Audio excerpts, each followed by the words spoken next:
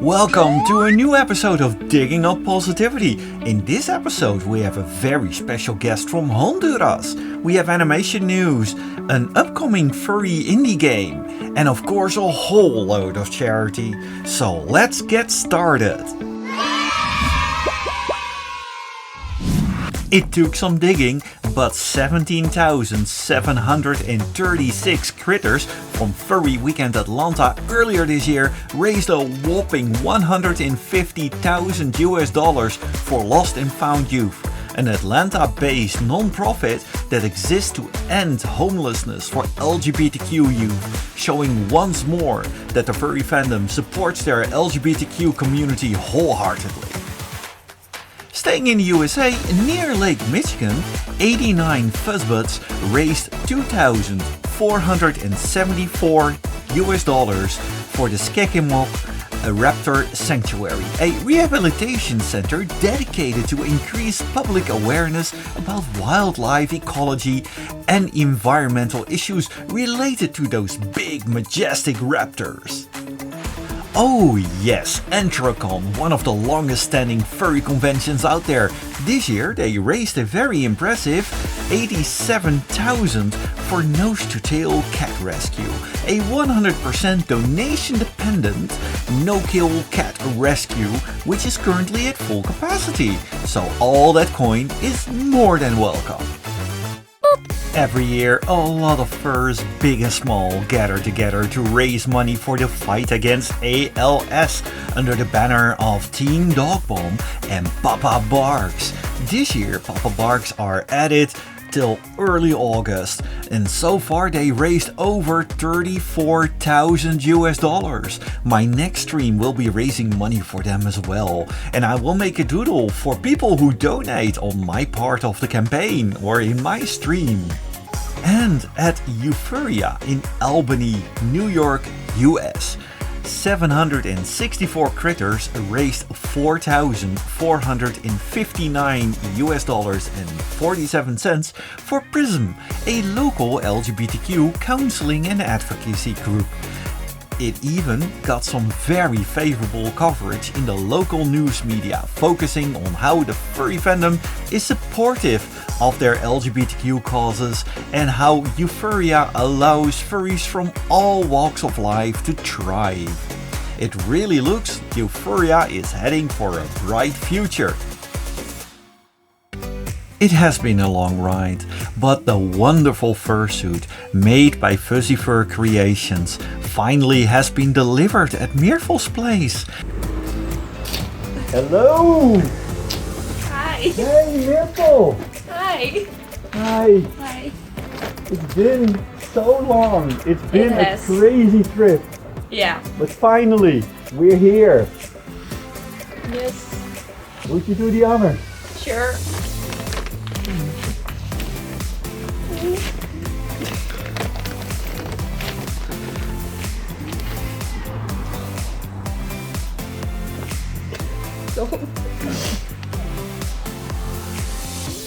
I'm It's for shaking. you. Huh? Thank you. You're so welcome. But don't, this is not the head. Go check out the paws. I know. Oh, they're so fluffy. Oh, There you go. Look at those little beans. yes. Beans. Yeah.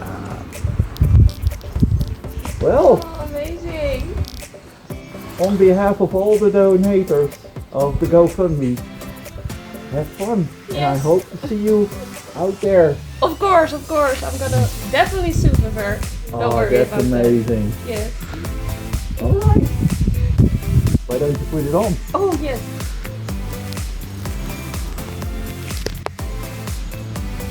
This so long. Oh, look at There you you! go. It's so cute! It's amazing! Yeah! There you go. Ah, look at those bumpers! There you go! Alright, everybody, thank you very much for supporting Myrtle with her amazing suit. from Fuzzy Fur Creation. And yeah, it's hope to see you soon. Bye. Bye. Mom's Cat is a short film by Hungarian writer and director Annabella Schnabel, and this was her diploma project at the University of Theatre and Film Arts in Budapest. While 18 minutes in length, it does take you along around a very intense and emotional journey of Felix, a 30-something furry that tries to live his life while still living with his mother. Both his mother and society at large shun Felix while he just wants to be happy, an image that hits surprisingly close to home with many from our community. The short movie has gathered its fair share of awards, including the Grand Prize of the jury at the 29th Chicago Underground Film Festival, Best Short Film at the 8th Nefiltravanae Kino Film Festival, and it was screened at several others. The video is available for $5 at the link listed in the description below. I admit, I listen to YouTube a lot. Yes, listen. Often I am driving or working, so it is on the screen next to me or somewhere where I'm not actively looking at it. I have something to make me focus. Music as I work or storytime animations as I drive. And one of those creators that are often dropping by in this feed is Chipflake. And recently he announced Super Chipflake U, Quest for the Uncooked Schnitzel. Basically, it's an exploration game filled with quests and characters. Not much is known yet, but knowing Chipflake, it will be delightfully silly. You can wishlist it on Steam. I sure did. Right, that's it. I'm sick of watching this telly. There's more to life than watching telly. Power, son. We're gonna find someone else to watch. For many it seems familiar, growing up with your dad who is very opinionated. And the more you look into it, his stories turned out to be, well, quite different. While often with good intentions, the result is not often that, well, good. And the web series, Nightingale Son, is a wonderful mirror for all those dads around the world, this one in the UK. That's it, son. We're gonna broaden our minds by observing some nature. Instead of sitting watching that box all day. Tellies, who needs them? It's all just brainwashing propaganda anyway. The pacing is wonderful. I love his thick accent, and it exposes all those wonderful hypocrisies in such a delightful manner. You don't see David Attenborough watching telly all day. This month, for Digging Up Positivity, we have a fur from Honduras, and his name is Marcex. Could you introduce yourself? Yo, I go by Marcex. Is your friendly neighborhood main wolf, mangaka with an oversized Apple Pencil staff. Any passion for drawing worlds you may have not seen before. I would probably say that I'm an artist, storyteller, and just an overall like a chaos fuel creator from Honduras. I'm I would probably say in a mission, and that is to show that no matter where you're from, your stories can matter and can cause an impact. I will say that art is my weapon, ink is my voice, and well, I'm just here to hold it out loud. You really do make some really nice artwork with a fairly unique style. In fact, the icons that you see animated in the corners of this video, the artwork that you currently see on the screen is from Marcex, and I am very impressed with that. But you being from Honduras, from an area that is not really known from the furry fandom, how did you discover the furry fandom? Well, just like you just mentioned, it's very unlikely. Actually, I've just only met two furries in the past from my country. But I will probably say that it's not a single moment. It was like a slow evolution. Because back in the early days when I was just a kid sketching out humans, anime influence. It just got to a point that I felt like it was boring. It was same ears, same mouth, same eyes. probably just a hairstyle. So I just started like sketching out like, what if this guy, like, instead of having normal ears, has like wolf ears, and what about a snout? You know, like different patterns on fur and so on and so forth, right? So I started sketching animal characters in the margin of my notebooks. I was not realizing that I was like building the foundations of my persona per se. So I will probably say Honduras isn't exactly fandom friendly. But, you know, you had to carve. I carved my identity piece by piece. You know, ban the stigmas, cultural resistance, and a whole lot of what is that from people around me. You know, so like they don't get it. But online though, that's where to be honest, that's where I found my spark. Like I saw others drawing, expressing, you know, just existing fully as themselves, and something just clicked. Like it was just like right, you know. So I wasn't weird. I was just like probably, like you said, I was probably just ahead of my time.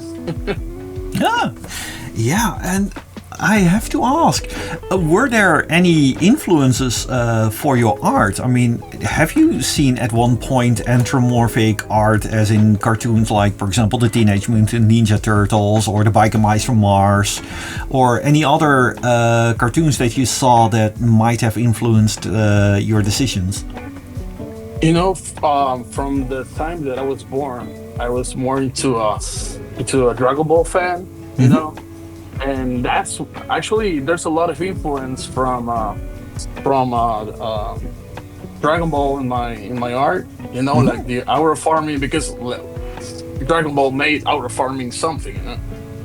So and that, and one of the most influential pieces of my life has to be Gurren Lagann. And that's when I first I will probably say tried or played with the idea of making Anthro characters like in story wise, because that was the first time I saw Beastman introduced. But I will probably say that back in my days, when I was like a really young one.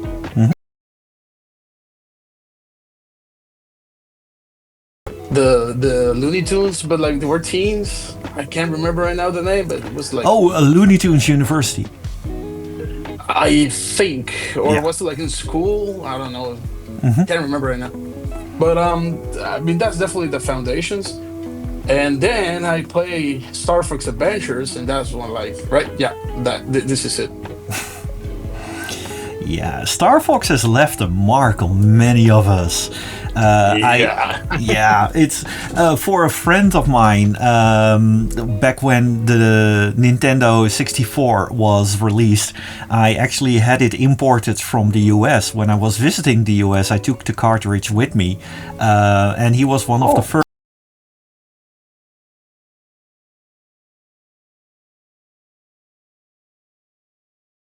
Living in the picture now. But yeah, Star Fox in terms of the design, even from the Super Nintendo, it was miles ahead. It was so good. Yeah. But you have been being busy on a comic, and I did start to read it. It's quite a read. You have been working very hard on it. So it's a story. You know, it's called Nova Fauna Finest. Who do you think you are, a superhero? It's a wild 8-part book saga. It's actually a graphic novel. You know, it's packed with action, identity, beast folk, of course, and messy impact heroes trying to find their place in a fractured world.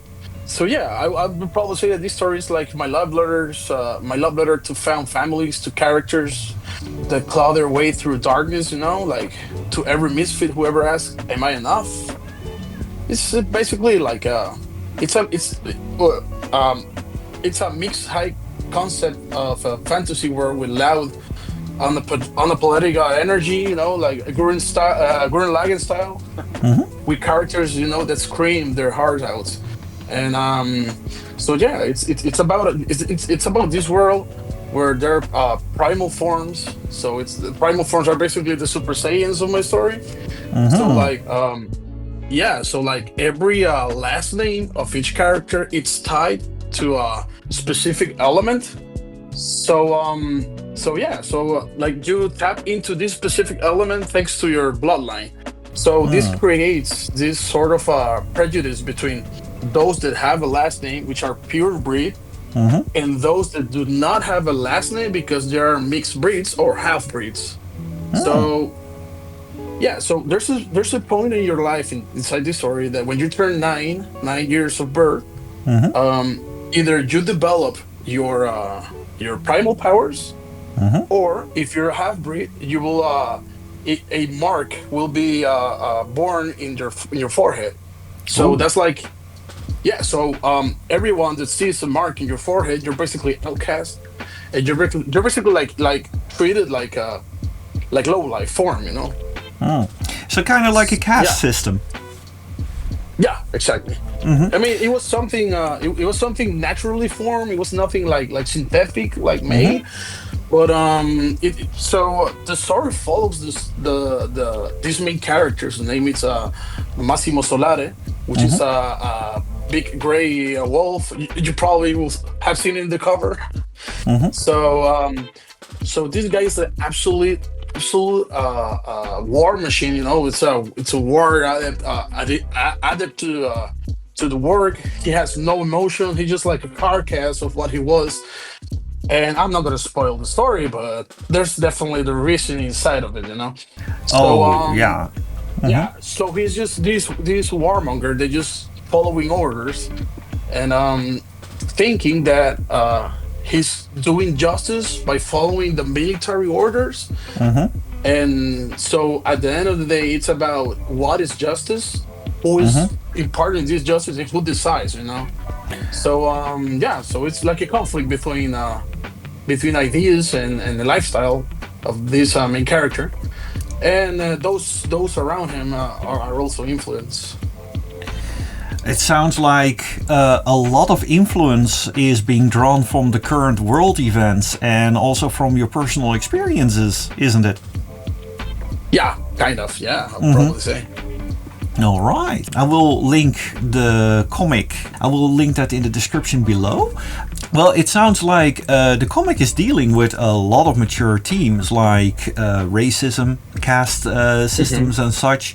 And it is very interesting to read it so far because these days a lot of people are trying to find their way, their true identity in a world that looks increasingly hostile to them.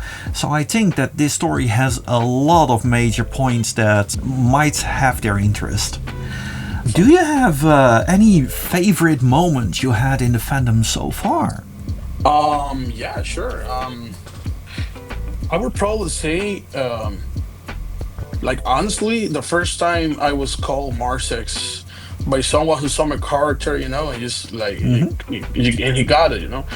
It just like it felt like my inner world had finally like touched someone else's reality, you know. Like all of those years of drawing in silence has like finally made a noise on someone, like maybe like probably impacted on, hopefully, a positive way. So yeah, like there's something magical about being recognized, not for who you were forced to be, but like for someone who like you have created for yourself, you know. Like that's the power of the fandom. That's why actually that's what keeps me here.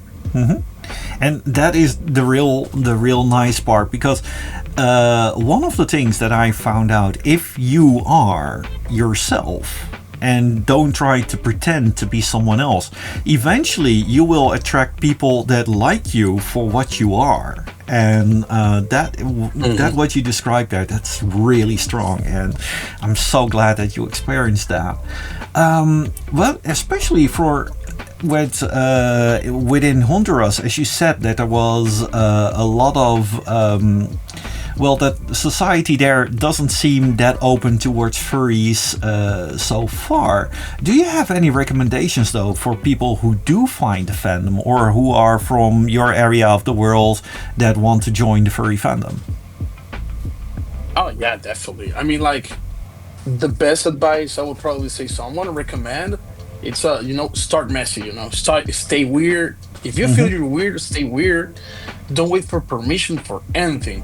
I mean, whether you're an artist, a fursuiter, or a bride, or just someone finding their persona for the first time, you belong. So don't worry about being good enough or like fitting in, or just create, connect, and keep showing up. And you know what? And if your country or family, or probably like everyone around you, the environment makes it hard, well, you're not alone. I mean, there are others out there, well, like me, that have experienced it, who know that the uphill climb it's kind of hard. But you know what? I will be holding right beside you the whole way, and I'm pretty sure the community will as well. So reach out. Just be strong. I would probably say. Oh, that is a wonderful piece of advice, and just keep the fandom weird. Sounds really good. Yeah. That's what makes it interesting. Nice, absolutely. Hey, I would like to thank you for taking your time for this lovely interview, and thank you very much. I will link your gallery below, together with the comic itself, and thank you very much for being here with us. No, thanks to you for the opportunity. For letting me like this small chance of your channel to spread my voice around, and I'm just really thankful, and I'm really grateful, and well, it was a pleasure to meet you, and let's keep in touch. Whatever you need, I'm here. Yes, let's. Thank you very much. Oh, and before I forget, our good friend asked me to lend my voice for 2 shoutouts, but I think he said it best himself. 2 very good friends of him.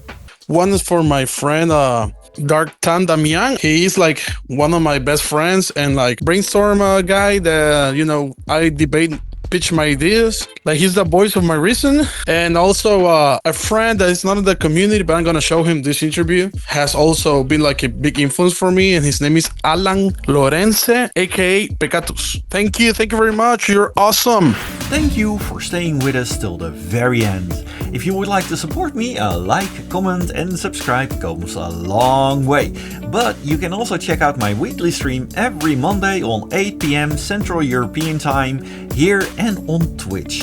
Or buy something from my artwork tea store, or support me like these amazing critters as a YouTube member or Twitch subscriber or more.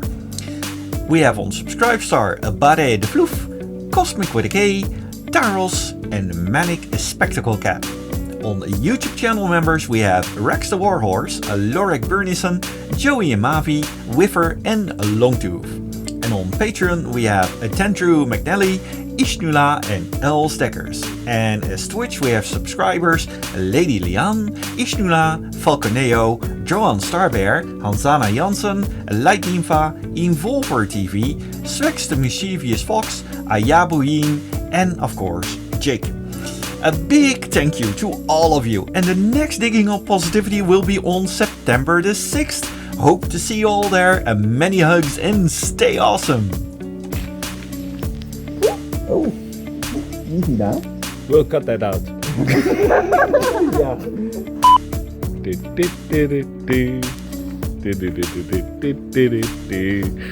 Dutch angle here, Dutch angle daar, Dutch angle overal.